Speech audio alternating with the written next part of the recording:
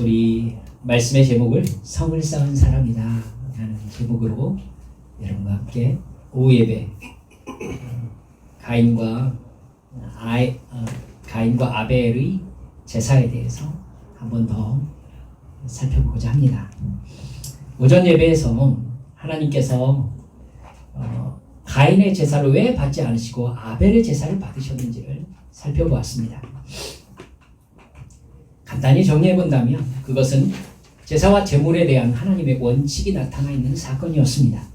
제사는 본질적으로 하나님과 인간의 만남입니다. 인간의 죄를 사함받기 전에는 하나님을 결코 만날 수 없다는 것을 우리는 기억해야 합니다. 그러니까 하나님과 우리와의 만남에 있어서 가장 중요한 문제는 죄와 죄의 해결 방법, 즉 죄 사함에 있는 것입니다.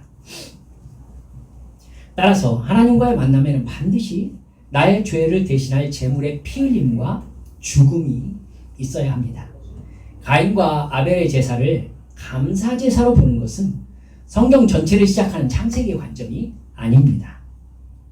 하나님은 창세기를 통해서 죄와 죄 사함을 말씀하고 있기 때문입니다.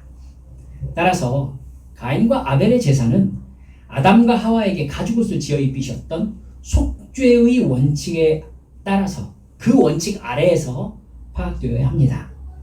아벨은 하나님이 정하신 속죄의 원칙에 따라서 제물이 피를 흘리고 죽게 함으로써 하나님께 제사를 드렸던 겁니다. 내가 영원히 죽어야 될 죄인임을 알고 있다는 의미라고 말씀드렸죠. 하나님 앞에서 제물을 내 생명 대신 죽여서 피를 흘리게 함으로 제물과 함께 내가 죽었음을 인식할 때, 제물과 함께 내가 죽었음을 인식할 때 내 죄를 하나님이 사해 주시는 속죄의 원칙에 순종한 것입니다. 역시 우리도 마찬가지잖아요. 우리 하나님 앞에 나와서 예배드린다는 것, 예수 그리스도의 이름으로 주님 앞에 나왔다는 것은 예수님과 함께 죄와 사망의 법에 지배받던 나의 옛사람이 죽었다라는 인식 아래에 있을 때에 예수 그리스도의 십자가의 보혈이 나에게 효험이 되어서 내 죄를 사하시는 것입니다. 이게 예배와 제사, 제물의 근본적인 원칙입니다. 이걸 히브리서 11장 4절에서는 아벨이 하나님의 원칙을 믿고 순종했다라고 평가했습니다. 그 결과 아벨은 의로운 자라고 인정을 받았고요. 즉 죄사함을 받은 사람이라는 의미입니다. 그래서 하나님의 가장 큰 사랑과 복은 죄사함과 그것을 통해 부어지는 하나님의 인정이다라고 말씀드렸습니다. 그래서 창세기 4장 4절에서 하나님이 아벨과 그 제물을 받으셨다 이렇게 말씀하신 것입니다. 아벨의 제물이 하나님 앞에 피 흘림과 죽음의 죄사함의 원칙을 따른 것이기 때문에 결과적으로 아벨이 하나님께 바쳐진 것입니다. 그래서 하나님이 받으신 것은 제물만 받으신 게 아니라 누구도? 아벨도 받으신 것입니다. 아벨도 제물과 함께 죽은 거니까. 중요한 이야기였는데 기억에 남으십니까? 예, 이게 우리의 예배입니다. 예수님과 함께 나도 죽었으므로, 제물과 함께 나도 죽었으므로 하나님께서 아벨의 제사를 받으시고 지금 이 아벨은 의로워진 자다라고 인정해 주신 것입니다. 그 말씀에 의하면 가인은 거꾸로죠. 하나님께 제사를 드렸으나 여전히 죄인이라는 말씀이 되는 것입니다. 가인은 자기 방식대로 하나님께 제사를 드렸습니다. 하나님께서 가인에게 네가 선을 행하면 어찌 낯을 들지 못하겠느냐 이렇게 물으시는 것으로 보아서 그런 제사를 하나님이 받으시지 않는다는 걸 가인도 알고 있었습니다. 그럼에도 불구하고 자기 방식을 고집한 것은 가인은 하나님과의 관계에서 가장 중요한 것은 죄 문제라는 걸 의도적으로 무시하고 싶었던 사람인 겁니다. 그는 죄에 대하여, 의에 대하여 전혀 관심이 없는 사람이었습니다. 오직 자기 유익을 위해서 하나님을 자기 방식대로 길들이려는 하나님의 주권을 찬탈한 사람의 태도를 보이고 있었던 것입니다. 그저 내 정성과 노력이면 된다는 것이죠. 내 방식대로 하나님과 관계를 맺겠다는 것은 하나님께 순종하는 태도가 아니라 하나님을 내 뜻대로 지배하려는 반역의 죄입니다. 그렇기 때문에 창세기 4장에서 아벨과 아벨의 제물은 하나님이 받으셨는데 가인과 가인의 제물은 하나님이 받지 않으셨다. 이렇게 말씀하신 것입니다. 여러분, 하나님은 하나님이 정하신 방법대로만 만날 수 있습니다. 하나님과 동등한 위치에서 내 방법대로 하나님을 대면할 수 있는 존재는 이 우주에 없습니다. 이러한 마음을 품었기 때문에 하나님의 거절에 대해서 가인이 감히 분노했던 겁니다. 감히 분노했어요. 아담과 하와가 그렇게 하나님과 동등하게 되려고 선악과를 따먹은 결과 영이 죽어버렸잖아요. 가인은 내 방식대로 하나님을 길들이려는 사탄이 준 죄악의 본성대로 행했다가 하나님의 거절을 경험한 것입니다. 그건 악입니다. 여러분, 산상설교의 주제가 열매로 그 사람을 알리라. 이게 주제라고 말씀드렸죠? 열매로 나무를 알리라. 가인이 하나님께 거절당한 후에 나타내는 열매를 보면 가인이 누구인지를 정확하게 우리는 알 수 있습니다. 하나님은 창세기 4장 7절에서 가인에게 선을 행하지 않으면 죄가 문에 엎드려 있다 이렇게 경고하십니다. 무슨 뜻인지 아시겠죠? 여러분, 사탄도 눈치를 봅니다. 그래서 저 사람과의 관계에서 죄 가지고 저 사람을 유혹할 가망성이 없다라고 하면 그게 사탄을 대적하는 태도가 됩니다. 야고보서에서 그러죠? 사탄을 대적하라. 그리하면 너희를 피하리라. 근데 사탄에게 그 유혹을 할 수 있는 기회를 내가 줘요. 그러면 알죠? 사탄이 나를 떠나는 게 아니라 문 바깥에 엎드려 앉아요. 무슨 의미인지 아시겠죠? 여러분, 죄가 나를 바라보면서 만만하다고 판단한 것입니다. 사탄이 나를 보고 얘는 돼 하고 기회를 누리는 것이죠. 얘는 만만해. 얘는 틀림없이 나를 원할 때가 있다. 얘는 틀림없이 나를 원한다. 기회를 보는 것입니다. 자기 이익과 욕망을 따라 살던 삶을 회개하고 하나님의 뜻에 순종하는 삶으로 돌이키라는 하나님의 말씀이었죠. 근데 가인은 자기가 회개하고 돌이키는 게 아니라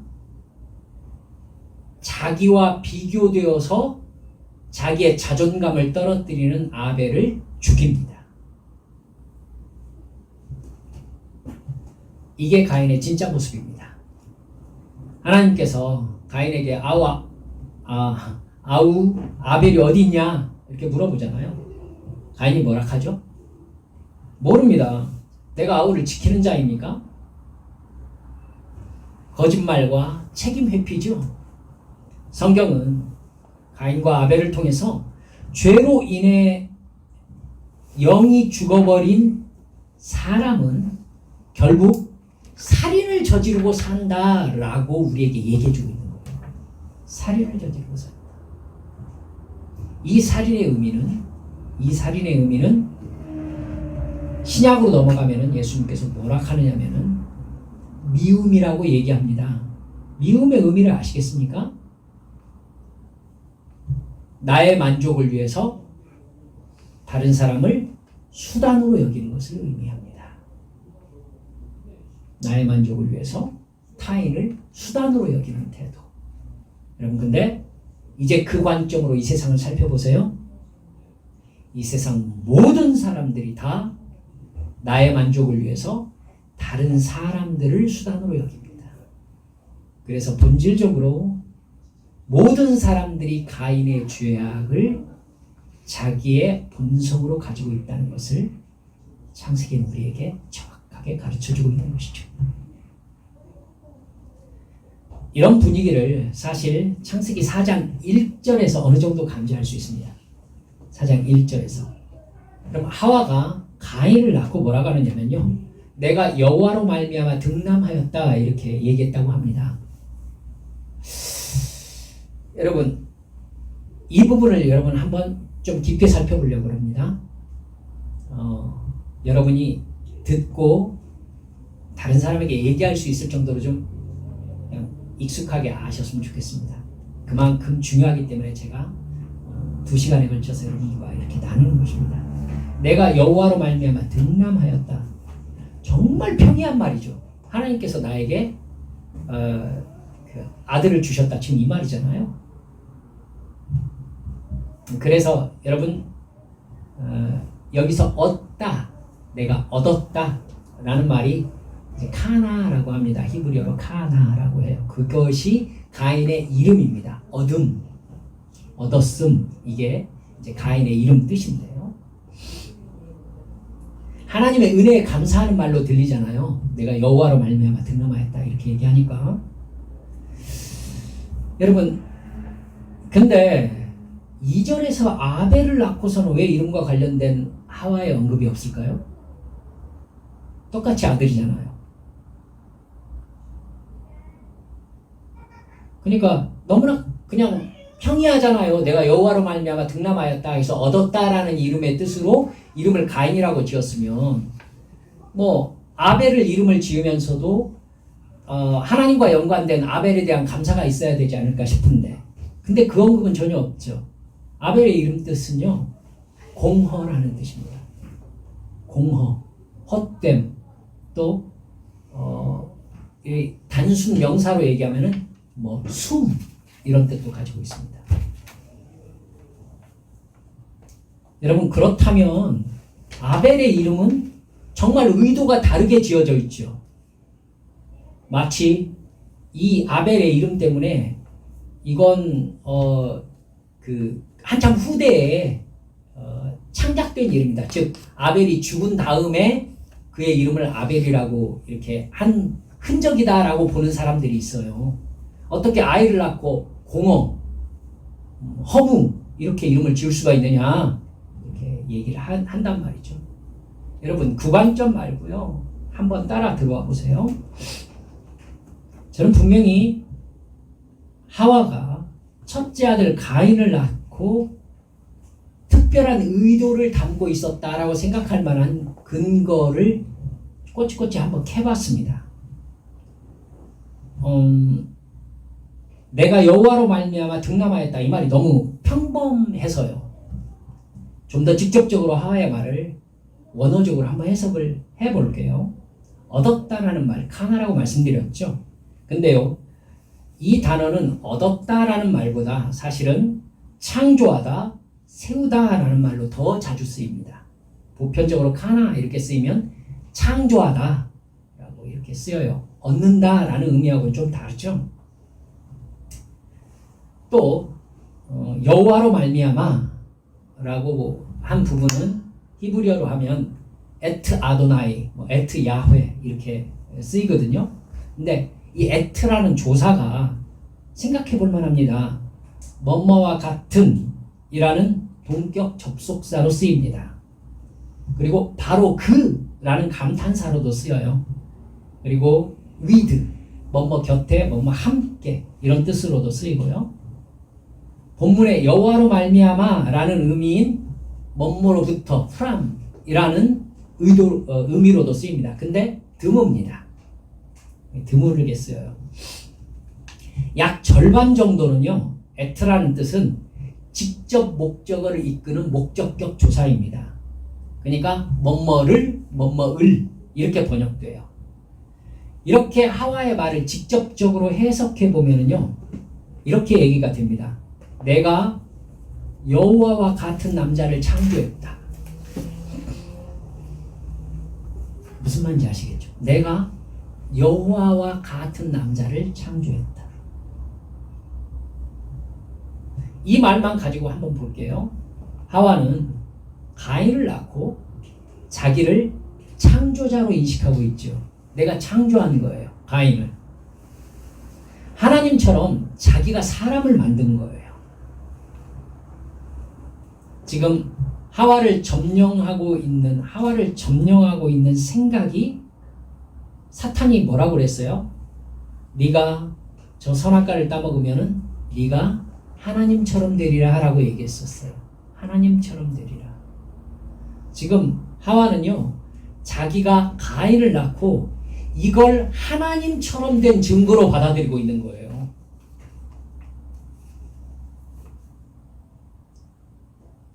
그리고 여호와와 같은 남자를 창조했다. 즉 자기를 창조자로 인식했을 뿐만 아니라 자기가 낳은 가인이 하나님과 같은 존재다라고 얘기하고 있는 거예요. 하나님과 같은 창조자로서 내가 아들을 낳았으니 이 아들도 역시 하나님과 같은 존재인 거예요.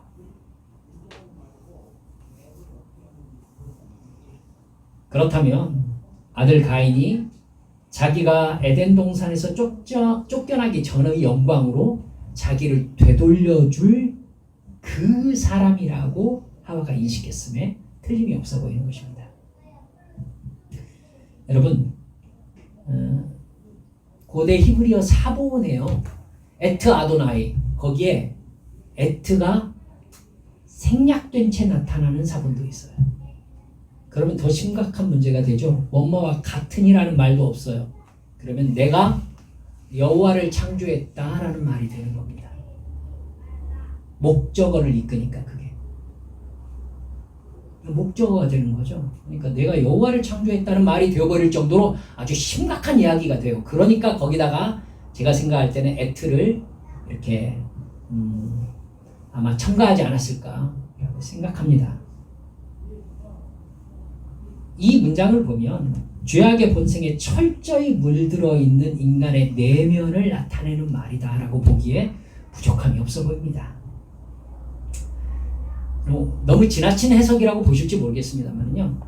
이런 관점은 창세기 곳곳에서 나타나고 있다는 것을 보면은 상당히 그럴 수 있겠다라는 생각을 하게 됩니다. 여러분, 창세기 곳곳에서는요, 하나님이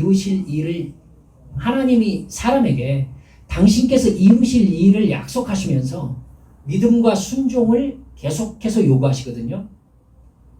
근데 인간은 반복해서 자기가 생각하는 때에 자기 방법으로 그 약속을 이루려고 하는 모습이 창세기에서 쫙 나타나요.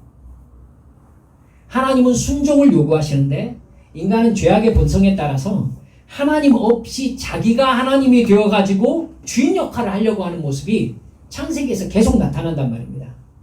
예를 들어서 창세기 11장에 보면요, 인간은 하나님이 노아 홍수와 같은 상황으로 인간을 심판해도 인간 스스로 목숨을 지킬 방법을 찾아냅니다. 뭐였죠 그게? 바벨탑이었어요. 우리가 탑을 쌓고 하나님의 심판에서도 우리의 목숨을 건질 수 있는 방법을 강구할 수 있다라고 생각을 한 거예요. 여러분, 심판은 하나님의 주권적인 사역이에요. 근데 그걸 피할 방법을 생각하고 그걸 행동으로 옮겼다는 것은 지금 인간이 하나님보다 자기가 우월하다고 생각하고 있는 거죠. 하나님보다 자기가 우월하다고 생각하고 있어요. 여러분, 그 후로 이제 창세기 12장을 넘어가면 아브라함 얘기가 나오거든요. 거기 보면 15장에서 분명히 하나님께서 아브라함에게 아브라함과 사라의 몸을 통해서 아들을 주시겠다라고 말씀하셨어요. 창세기 15장을 보면 아브라함 너의 씨다 또한 사라의 몸을 통하여 날 것이다. 아브라함은 그게 불가능하다라고 생각해요. 그래서 하나님께 네 씨로 될 거야. 아니에요. 하나님, 제 뒤를 다메섹 녀석 엘리에셀이 있게 될 것입니다. 이렇게 얘기하죠. 다메섹, 그러니까 어렸을 때부터 기른 자기 종 엘리에셀에게 자기의 뒤를 물려주겠다라고 하나님께 얘기해요. 보세요. 아브라함이 지금 하나님의 말씀을 믿고 있어요? 못 믿고 있어요. 못 믿고 있죠. 그리고 하나님의 말씀대로 하나님께서 하신 말씀을 자기 방법으로 이루려고 해요. 자기 방법으로. 그 방법이 엘리에셀인 거예요. 그렇죠? 여러분, 그 뒤에는 아브라함이 또 어떤 시도를 하죠? 하나님께서 하나님이 네 몸이다 라는 거에 포인트를 잡고 사라의 말을 듣고 하갈을 부인으로 얻어요. 그리고 그 뒤에 누구? 이스마엘을 낳게 됩니다. 여러분, 그러니까 아브라함은 하나님께서 너와 사라를 통하여 네 뒤를 이을 약속의 아들이 태어날 것이다 라는 말에 대해서 아브라함이 신뢰하지 못하고 있는 거예요. 지금. 그렇죠? 신뢰하지 못하고 있어요. 즉 지금 하나님을 아는 사람이든 모르는 사람이든, 즉 약속의 사람, 약속의 민족의 아버지로 선택받은 아브라함조차도 하나님의 말씀에 대한 온전한 신뢰보다 하나님께서 계획하신 그 어떤 것을 자기 방법으로 이루려는 태도를 보이고 있는 겁니다. 야곱은 어떤가요? 분명히 하나님께서 야곱을 이제 에서를 피해가지고 도망갈 때 베델에서 하룻밤을 지내지 않습니까? 거기에서 하나님께서 야곱을 만나셔서 뭐라고 하시느냐면, 네가 어디를 가든지 내가 함께 할 것이야. 내가 너를 이곳으로 돌아오게 할 것이다. 이렇게 약속하셨습니다. 근데 여러분, 야곱을 보면은 어떻게 했든지 자기 노력으로 부를 이루려고 몸부림치죠. 그렇죠? 자기 노력으로 하려고 해요. 대표적으로 나타난 게, 여러분, 하나님의 움직이심과 야곱의 생각이 전혀 다른 장면이 여러분 기억하고 계세요? 맨델의 법칙이 전혀 엉뚱하게 적용되어지는, 기억하고 계시죠? 여러분, 짝짓는 양 앞에서 얼룩덜룩한 나뭇가지를 흔든다고 얼룩덜룩한 양이 나오는 게 아니에요. 그렇죠? 그건 하나님만이 하실 수 있는 일이었어요. 그런데 야곱은 거기서 얼룩덜룩한 나뭇가지를 흔들어 가지고는 애가 얼룩덜룩한 양새끼가 나왔다라고 생각하잖아요. 즉 하나님은 너의 재산과 너의 삶 전체를 내가 인도하고 있다라는 걸 깨닫기를 바라셨는데, 야곱은 끊임없이 자기가 이렇게 해서 이 결과를 얻었다라고 말하고 있어요. 이게 결국 어떤 결과로 이어집니까? 자기 재산과 자기 아들들, 자기 부인들 모두 야곱은 자기 소유로 인식합니다. 자기가 노력해서 얻었으니까. 그렇죠? 네, 자기 소유예요. 그런 야곱의 생각 때문에 결국 요셉이 노예로 팔려가는 비극이 발생합니다. 여러분, 아마도 이 부분에 있어서 하나님의 전적인 은혜라고 생각했었으면은 야곱은 요셉에게 네가 장남이야 라고 하면서 채색옷을 입히지 않았을 거예요. 분명히 하나님께서 첫째 아들로 주신 사람이 누구였어요? 르우벤이에요. 르우벤. 근데 결국은 여러분, 그걸 통해서 하나님이 일을 하셨지만 야곱이 자기의 아들과 자기 부인과 자기 재산 모두를 자기 소유로 인식하고 있었기 때문에 첫째, 둘째 이럴 생각 전혀 없이 요셉에게 네가 첫째다 라는 이야기를 하게 되고, 그것 때문에 형제들 안에 분란이 발생해서 요셉이 노예로 팔려가 되는 이런 상황이 발생을 했던 것입니다. 보세요. 창세기는 믿음의 조상에게서도 계속해서 하나님의 약속을 믿고 순종하는 하나님의 요구에 하나님을 일단 제거하고 자기 노력과 그 결과로 하나님이 되려고 하는 인간의 믿음 없음을 나타내고 있는 거예요. 창세기가 계속해서. 여러분, 저는 이 부분에 대해서 야곱에게 친근감이 되게 많아요. 야곱의 삶을 보세요. 야곱이 다시 돌아와가지고는 야복강가에서 하나님을 만나기까지 야곱이 하나님을 인식한 채 하나님을 대상으로 했던 어떤 행동이 있나요? 단 한 번도 없어요. 20년 동안. 20년 동안 단 한 번도 없어요. 그러니까 야곱은요 이렇게 생각한 거예요. 나는 혼자다. 내 인생 내가 살아야 된다. 난 내가 책임져야 된다. 내가 열심히 일해서 살아남아야 된다. 이렇게 생각한 거예요. 자기 인생이 자기 거죠. 그러니까 하나님과의 관계는 부담스러워요. 부담스러워요. 그러니까 일단 야곱은 하나님은 없는 셈 치고 산 거예요. 없는 셈 치고.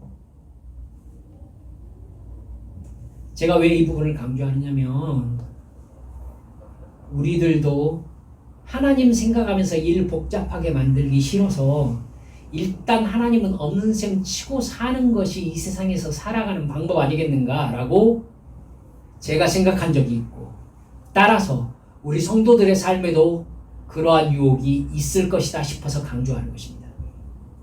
여러분, 돈 벌어서 먹고 사는 문제에 있어서 하나님은 일단 없는 셈 쳐야 내가 돈 벌고 살 수 있지 않겠는가 라고 생각하면서 나의 생각과 말과 행동의 근거를 일단 하나님 제거하고 가자, 이렇게 생각하신다면 엄청난 착각이라는 것을 아셔야 합니다. 내가, 여러분 아까 찬송하셨죠?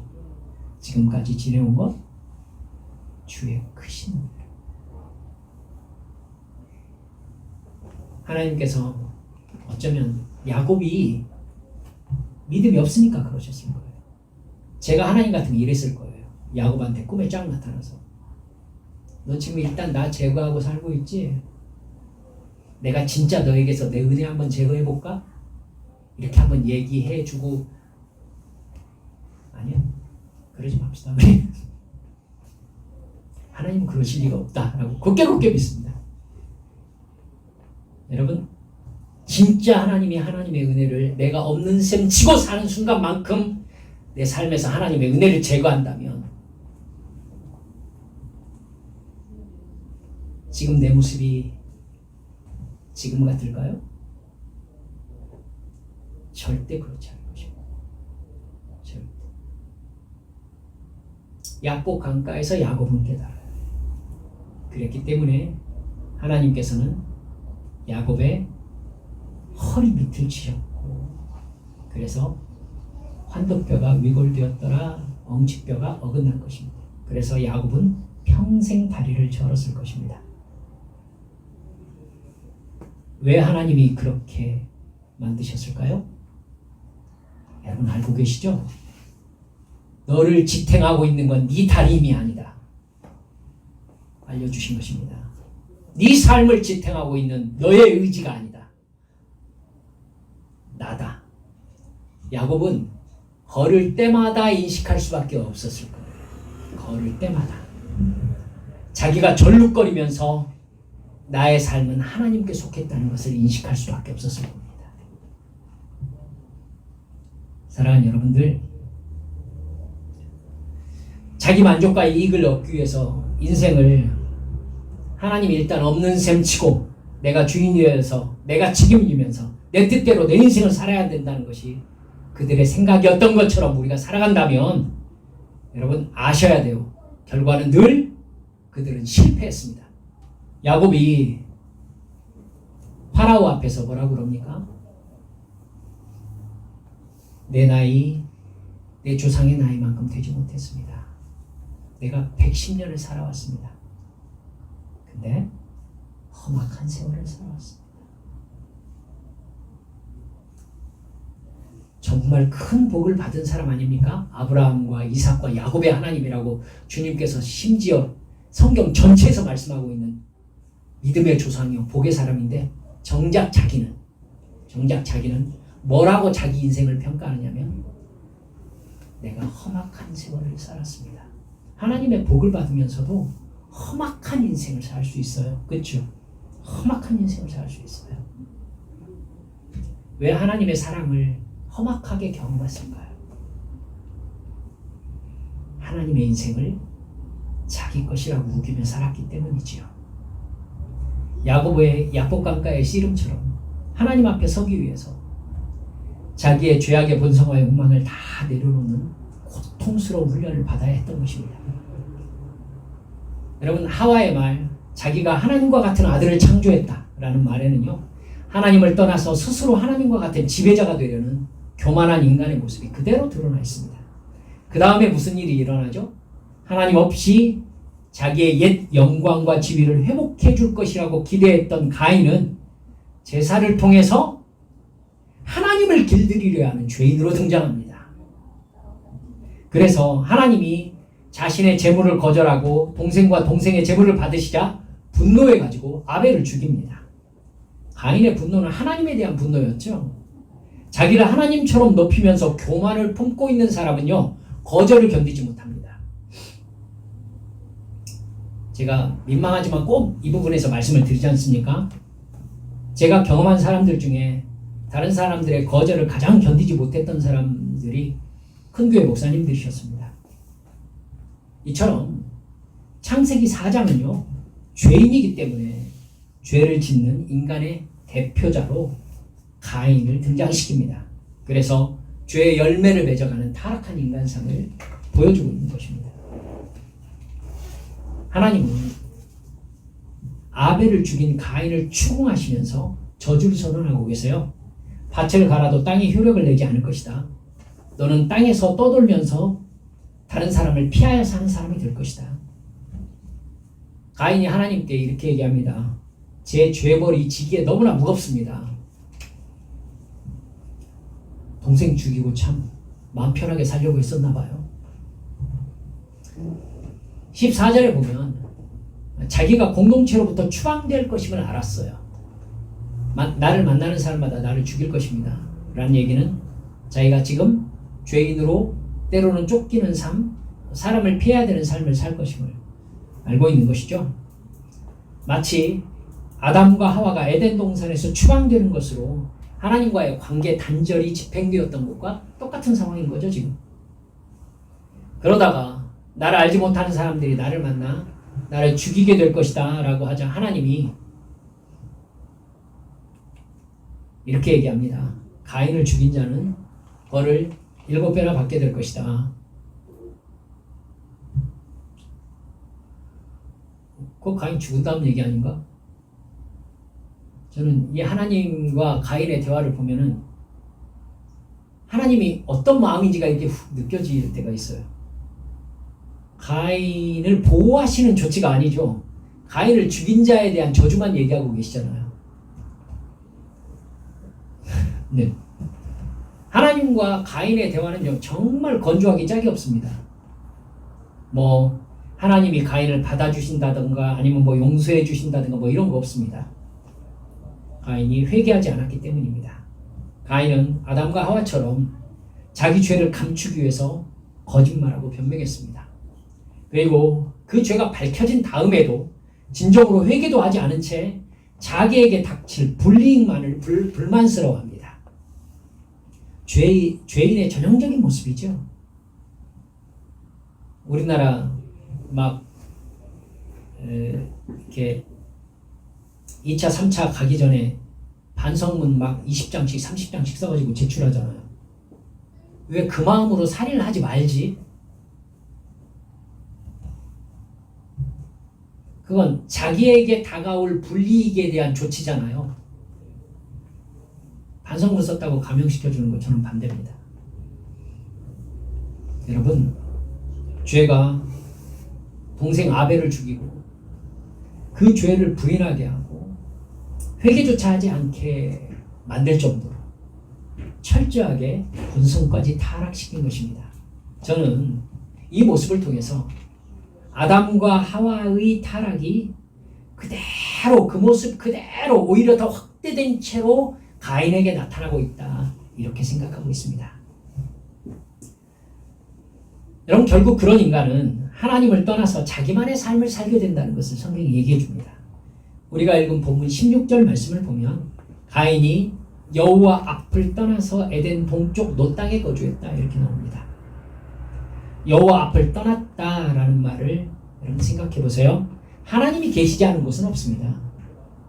근데 여호와 앞을 떠났다라고 한 것 보니까 가인의 마음과 영혼의 상태, 즉 허물과 죄로 가인이 죽어있다라는 말씀인 것을 알 수 있습니다. 영이 죽은 가인의 삶은 하나님과 상관없는 자가 되어버렸다는 뜻입니다.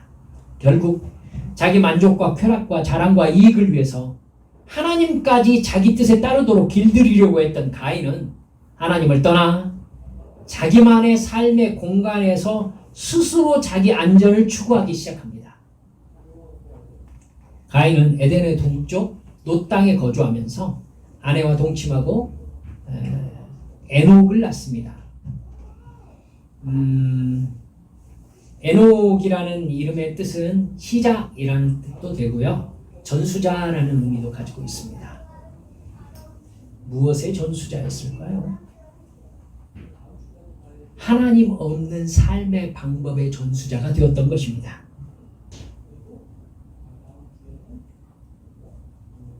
여러분, 하나님을 떠나 자기를 위한 삶을 살기 시작한 인간은 스스로를 보호할 안전한 주거지가 필요하게 되었습니다. 하나님을 떠난 사람은 자기 삶이 자기 것입니다. 자기 생존을 자기가 책임져야 합니다. 하나님을 믿고 그 말씀에 순종하는 피조물로서의 삶을 받아들이지 않고 하나님을 떠나 성을 쌓고 그 안에 자기가 주인, 즉 하나님이 되어서 자기 욕심대로 자기 만족을 위해 살아가기 시작한 것입니다. 그리고 그 가인의 후손에게서 문명이라는 것이 시작됩니다. 문명. 여러분, 두발가인 여타의 사람들이 나타나죠. 가축 치는 일, 즉 벌어먹고 사는 일이 시작되는 것이죠.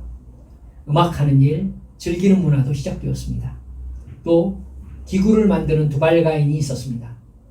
자기 몸을 지키는 무기가 만들어지고 농기구가 만들어졌습니다. 그리고 라멕은 자기가 사람을 죽였다라고 큰 소리로 떠벌리고 있는 모습이 나타납니다. 이제 절대적인 하나님의 옳고 그름은 사라졌습니다. 권력과 돈, 즉 힘을 가진 사람이 옳고 그름을 결정하는 세상이 된 것입니다. 지금은 그렇지 않습니까?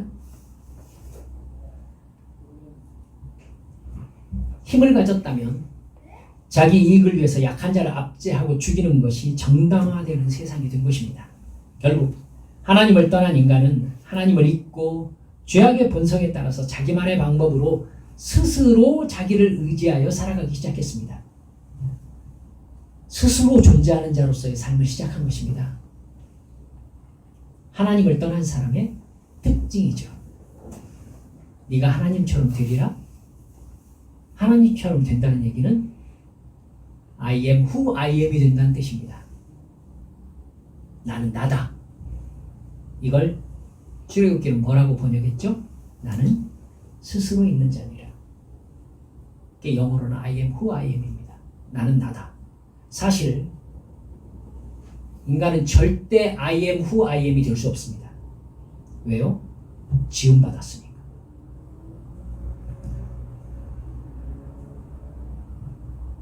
이게 죄를 지은 인간의 모습입니다. 이걸 반역이라고 하는 거예요. 창조된 존재로서의 자리를 떠난 것입니다. 이게 가인에게서 정확하게 이게 보이고 있잖아요. 그래서 이 가인과 아벨 이야기를 그냥 쉽게 넘어가시면 안 된다라고 반복해서 말씀드렸던 겁니다. 말씀을 맺습니다. 여러분, 프랑스의 사회학자이자 신학자인 자크 엘룰이 있습니다. 이 사람은 인간의 문명을 가인의 문명이라고 합니다. 도시라는 것이 가인으로부터 시작되었다. 맞죠? 가인으로부터 시작되었습니다. 그렇기 때문에 도시 자체는 본질적으로 하나님을 떠난 인간의 죄악이 만들어낸 문화의 결과입니다. 따라서 도시는 하나님이 보시기에 악한 죄의 문명을 지닐 수밖에 없는 구조입니다.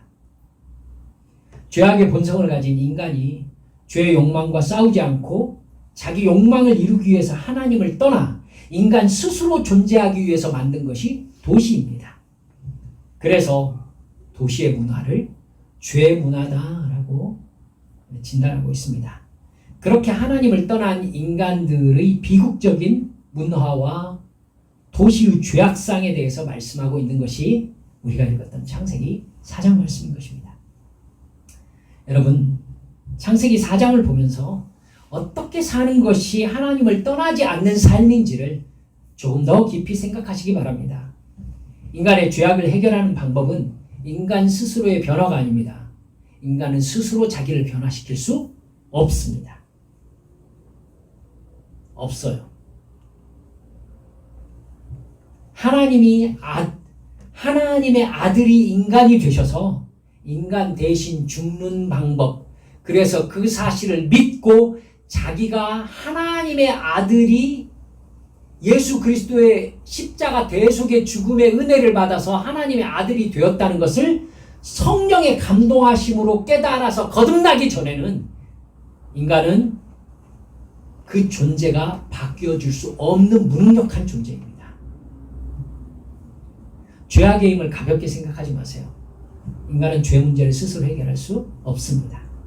성령께서 나에게 임하셔서 예수님의 대속의 죽음과 부활을 믿어서 내가 죄인임을 진정으로 깨닫고 회개함으로 거듭날 때만 죄와 사망의 법에서 해방됩니다.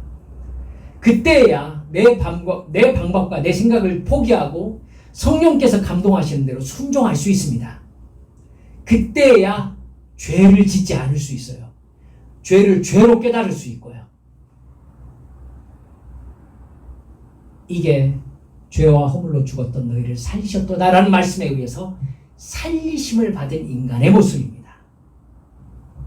예수님을 믿는 순간 하나님의 절대 주권을 깨닫게 되고 하나님께 복종하는 삶을 살기 시작하는 것입니다. 가인처럼 하나님께 나의 욕망을 인정받아서 나를 돕는 신으로 만들려는 종교적인 욕망을 여러분 절대 가지셔서는 안 됩니다. 다시 가인처럼 하나님께 나의 욕망을 인정받아서 내 방법과 내 노력과 내 정성으로 신을 설득함으로 말미암아 나를 돕는 신으로 만들고 싶어하는 종교적 욕망을 포기하셔야 됩니다. 그건 죄악입니다. 아벨처럼 하나님이 정하신 원칙을 따라서 하나님을 예배하고 순종하면서 의로운 삶을 살기 위하여 늘 성령께 의지된 나의 삶, 이게 거듭난 자의 삶인 것입니다. 이런 진정한 거듭남을 경험하시는 우리 한빛의 가족들 모두 되어주시기를 주 예수님의 이름으로 축원합니다. 이 시간 주님 앞에 기도합시다.